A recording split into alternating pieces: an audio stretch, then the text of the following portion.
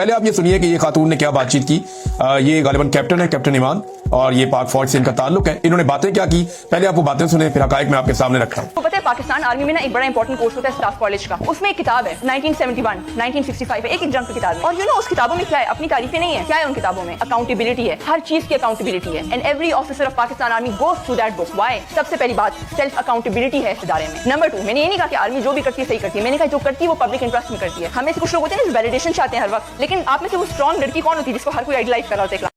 इसमें बड़ा जबरदस्त पीछे म्यूजिक भी साथ चलाया जा रहा था। ये खातून एक्चुअली क्या कह रही हैं, इनके 2-3 पॉइंट बड़े इंपॉर्टेंट हैं। एक तो ये कह रही है कि सेल्फ अकाउंटेबिलिटी है पाकिस्तान की फौज में, और वो स्टाफ कॉलेज के अंदर जो किताबें पढ़ाई जाती हैं 1965 की जंग पे, 1971 की जंग पे, उन किताबों के अंदर सेल्फ अकाउंटेबिलिटी है, यानी एहतसाब का अमल है, फौज का एहतसाब हो।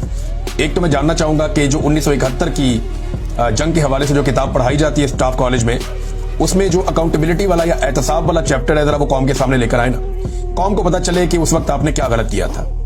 देखिए, उस वक्त मुल्क टूट गया था, पाकिस्तानी फौज ने तारीख का एक बदतरीन सरेंडर किया था। ये बड़ा खौफनाक सरेंडर था। 90,000 फौजियों ने हथियार डाले थे। इतने बड़े पैमाने पे कभी भी फौज ने हथियार नहीं डाले जैसे मशरकी पाकिस्तान में हुआ पाकिस्तानी फौज के साथ। तो उसका जो चैप्टर है वो कौम के सामने लाया जाना चाहिए। इस इदारे में अकाउंटेबिलिटी है, ये दावा किया इस खातून ने। तो अगर इदारे में अकाउंटेबिलिटी होती तो 4 मरतबा मार्शल लॉ लगाया इस इदारे ने। 4 डिक्टेटर्स आए जिन्होंने आईने पाकिस्तान को तोड़ दिया, वायलेट कर दिया। क्या उनकी अकाउंटेबिलिटी इस इदारे ने की?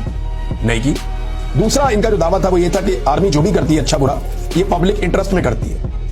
आर्मी होती कौन है ये डिसाइड करने वाली कि पब्लिक इंटरेस्ट क्या है? पहला सवाल तो ये है।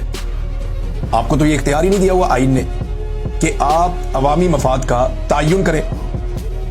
यानी सिंपल ये है कि खातून ने इतना बड़ा एतराफ़ जुर्म कर दिया कि फौज जो भी करती है वो करती है पब्लिक इंटरेस्ट में। आपको तो किसी ने कहा ही नहीं कि आप पब्लिक इंटरेस्ट में काम करें, आपने तो सिर्फ फॉलो करना है। आप तो एक तनख्वाहदार तबका है ना आपका, आप लोगों को कौम तनख्वाह देती है और आपको सिक्योरिटी की ड्यूटी दी हुई है। तो वहां पे आपको जो जो कहा जाएगा वो ड्यूटी आप करेंगे, और आप सिविलियन हुकूमत के अंडर काम करेंगे, जैसे कि कायदे आज़म मोहम्मद अली जिन्ना ने कहा था। आप खुद से कैसे तायुन करने लग गए कि पब्लिक इंटरेस्ट क्या है?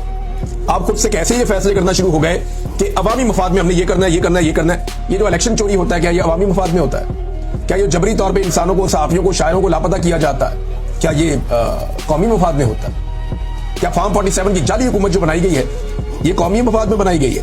क्या जो मार्शल लॉ लगाए गए हैं ये कौमी मफाद में लगाए गए हैं? इलेक्शन चुराने से लेकर जबरी गुमशुदगियों तक, अदालतों को कंट्रोल करने तक, पार्लियामान के अंदर ऐसी अजीबोगरीब किस्म की आइन साजी करवा के आइन का हुलिया बिगाड़ने तक, क्या ये सारे काम पब्लिक के मफाद में किए गए? पब्लिक इंटरेस्ट आप फैसला ही नहीं कर सकते, आपके पास आईनी तौर पे ये इख्तियार ही नहीं है कि आप पब्लिक इंटरेस्ट का फैसला करें। ये तो अवामी मुंतखब नुमाइंदे वो ये फैसला करेंगे कि अवामी मफाद में क्या करना है, और वो जो फैसला करेंगे आप बाउंड है कि आपने उस फैसले के ऊपर अमल दरामद करना है, सर फेंक के।